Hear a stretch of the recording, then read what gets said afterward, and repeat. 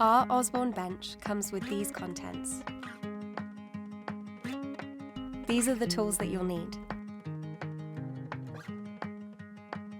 First, lay the planks on the floor with the logos facing upwards. Use a straight edge to align the planks.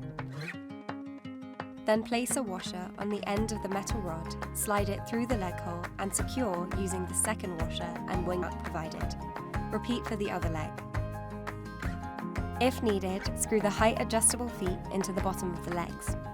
Place the legs with connecting rod upside down on top of the bench planks, making sure to centralize the legs within the width and length of the bench. Drill pilot holes through the leg frame into the planks, then fix in place using the screws provided. Repeat for the other side. Take care turning over your bench. Now grab a brew and enjoy!